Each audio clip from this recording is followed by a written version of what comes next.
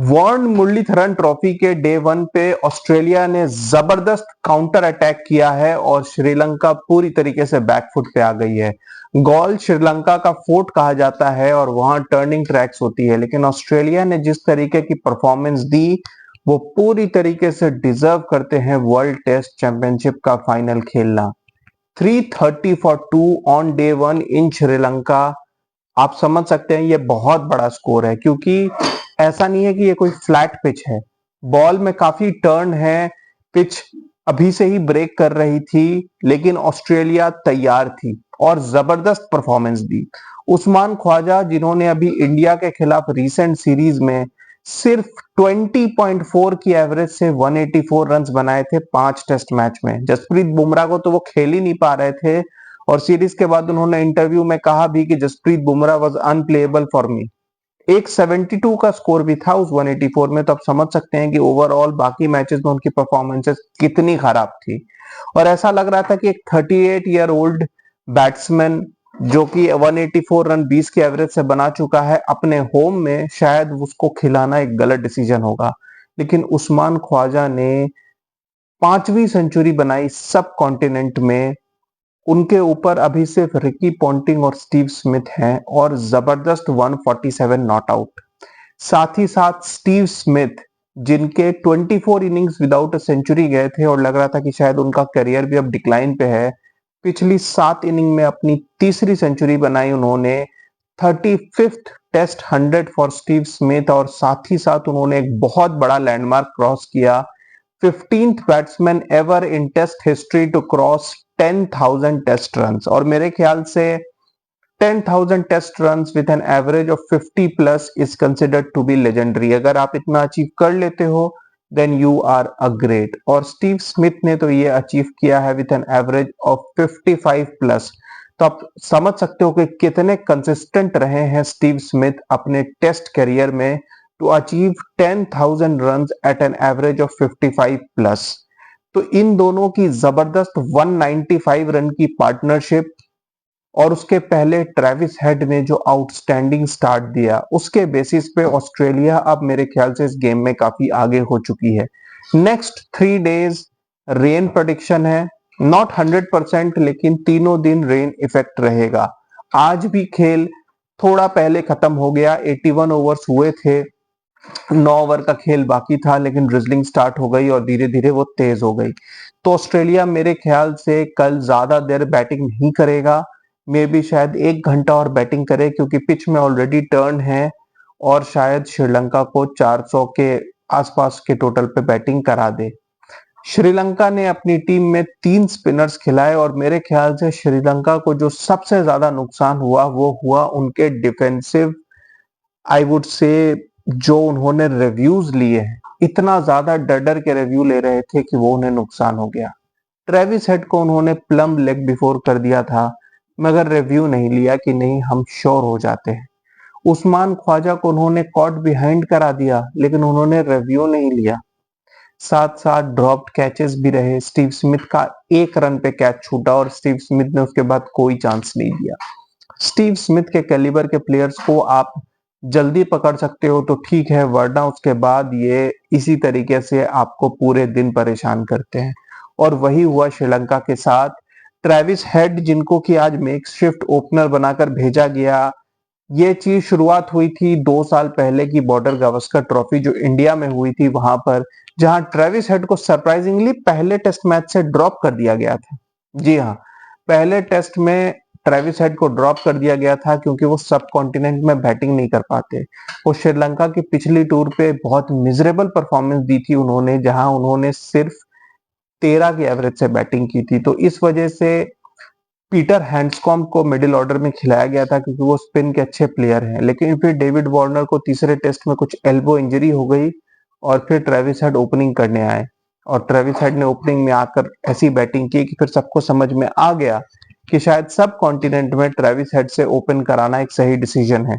लेकिन ऑस्ट्रेलिया को कुछ टफ कॉल्स लेने पड़े, स्पेशली स्कॉट बॉलैंड को लेकर और सैम कॉन्टास को लेकर। हालांकि सैम कॉन्टास की टेक्निक को लेकर अभी डाउट्स हैं।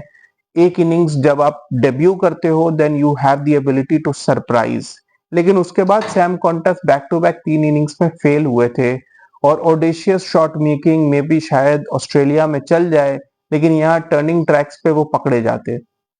तो ऑस्ट्रेलिया ने ब्रेव मूव किया, ट्रेविस हेड से ओपन कराने का डिसीजन लिया और जॉश इंग्लिश को, जो कि एक विकेट कीपर है एक्चुअली में, लेकिन उन्हें एक प्रॉपर बैट्समैन की तरह खिलाया जा रहा है इस टीम में, और एलेक्स कैरी भी हैं।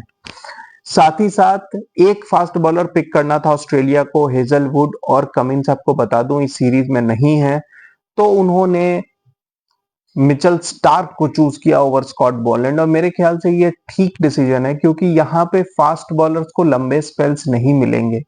यहाँ फास्ट बॉलर को शॉर्ट बर्स्ट में यूज किया जाएगा और मे बी शायद यहाँ पे रिवर्स स्विंग में यूज किया जाएगा, और मेरे ख्याल से मिचेल स्टार्क के लेफ्ट आर्म स्विंगिंग यॉर्कर्स यहाँ पे बहुत ज्यादा यूजफुल हो जाएंगे। स्कॉट बोलैंड वहां पर ज्यादा यूजफुल है जहां पिच में थोड़ी सीम हो, थोड़ी स्विंग हो, अदरवाइज इस पिच पे स्कॉट बोलैंड शायद ज्यादा यूजफुल नहीं होते। लेकिन ऑस्ट्रेलिया की स्पिन डिपार्टमेंट में ऑफ कोर्स एक नेथन लायन है, लेकिन मैथ्यू कहनमैन और उसके साथ टॉड मर्फी, इन दोनों का एक्सपीरियंस ज्यादा नहीं है, तो इनको पिच के ऊपर काफी डिपेंड करना पड़ेगा। श्रीलंका के बैटिंग लाइनअप कोई खास नहीं है और मेरे ख्याल से ये स्पिनर्स यहाँ डोमिनेट कर सकते हैं, लेकिन देखना पड़ेगा कि टॉड मर्फी और कहनमैन कैसी बॉलिंग करते हैं यहाँ पर, क्योंकि श्रीलंका के स्पिनर्स को अच्छी खासी मार पड़ी है। श्रीलंका की मैं बात करूं तो श्रीलंका की कैचिंग हॉरिबल रही आज, अदरवाइज एटलीस्ट 2 से 3 विकेट आज और मिल सकते थे। एंड ऑस्ट्रेलिया का लोअर मिडिल ऑर्डर बहुत ज्यादा एक्सपीरियंस है नहीं सब कॉन्टिनेंट में खेलने के लिए। बीयू वेबस्टर जिन्होंने इंडिया के खिलाफ डेब्यू किया था वो इस टेस्ट मैच में खेल रहे हैं। जॉश इंग्लिश का भी कोई बहुत ज्यादा एक्सपीरियंस है नहीं टेस्ट मैचेस इन सब कॉन्टिनेंट का। Alex Carey and then there is the tail. तो श्रीलंका शायद अगर अपने रिव्यूज को लेकर थोड़ी ब्रेव रहती तो ऑस्ट्रेलिया को पकड़ सकती थी। बट आज बात करनी पड़ेगी ट्रेविस हेड के ने जो स्टार्ट दी। ऑस्ट्रेलिया का स्कोर था 92 इन 14 ओवर्स जब ट्रेविस हेड आउट हुए, और 1999 के बाद यानी 25 सालों में ये हाईएस्ट एवर ओपनिंग स्टैंड रहा ऑस्ट्रेलिया के लिए, जो कि एक बहुत इंपॉर्टेंट प्लेटफॉर्म होता है। अदरवाइज अगर शुरू में ही आपके 1-2 विकेट गिर जाएं तो फिर मिडिल ऑर्डर पे बहुत प्रेशर आता है। ट्रेविस हेड ने ना सिर्फ रन बनाए बल्कि 35 बॉल्स पे अपनी 50 पूरी की। 6th fastest test half century by an Australian. तो आप समझ सकते हो कि ट्रेविस हेड किस तरीके की बीस्ट मोड में बैटिंग कर रहे थे और किस तरीके की फॉर्म में है वो। मार्नस लैबुशैन आए उसके बाद, लेकिन मार्नस लैबुशैन का पुअर रन यहाँ भी कंटिन्यू रहा और वो 50 बॉलों पे 20 रन बनाकर आउट हो गए। उनके भी एक कैच ड्रॉप हुआ और मेरे ख्याल से लैबुशैन काफी टाइम से बहुत पुअर परफॉर्मेंस दे रहे हैं ऑस्ट्रेलिया के लिए, और ऑस्ट्रेलिया को सीरियसली सोचना पड़ेगा कि क्या एशेज में वो लैबुशैन को लेकर जाना चाहते हैं, या अगर कोई दूसरे ऑप्शंस उनको ट्राई करने हैं तो मेरे ख्याल से वर्ल्ड टेस्ट चैंपियनशिप के फाइनल के बाद ऑस्ट्रेलिया को बैकअप्स के बारे में सोचना पड़ेगा, क्योंकि लैबुशैन अब बुरी तरीके से एक्सपोज हो गए हैं। धीरे धीरे उनका कैरियर एवरेज भी नीचे आता जा रहा है और पिछले 20 I would say test matches से उनकी परफॉर्मेंस काफी खराब रही है। इन दोनों के विकेट गिरने के बाद फिर स्टीव स्मिथ और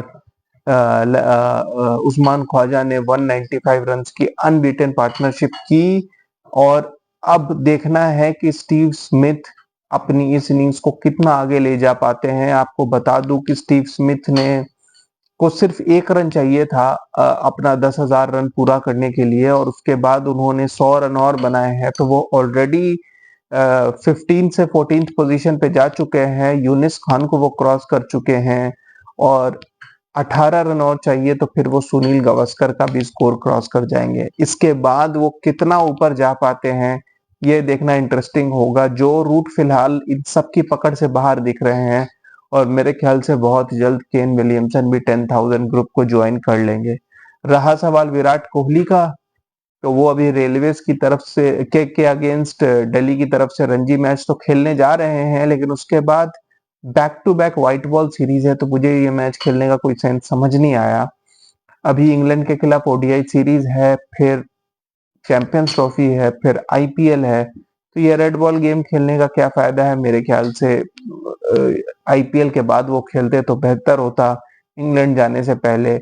इंग्लैंड सीरीज कहीं ना कहीं विराट कोहली का फ्यूचर और वो 10,000 टेस्ट करियर में रन्स बना पाएंगे कि नहीं, ये डिसीजन होगा। लेकिन एक छोटी सी बात आपको बता दूं, बहुत लोग सचिन और विराट कोहली की कंपैरिजन करते हैं। हाँ, ये लाफेबल टॉपिक है। सचिन सिर्फ 31 साल के थे जब उन्होंने अपना 10,000 रन पूरे किए थे। विराट कोहली 36 के हो चुके हैं और अभी 10,000 के आसपास भी नहीं है। Keep watching guys, thank you.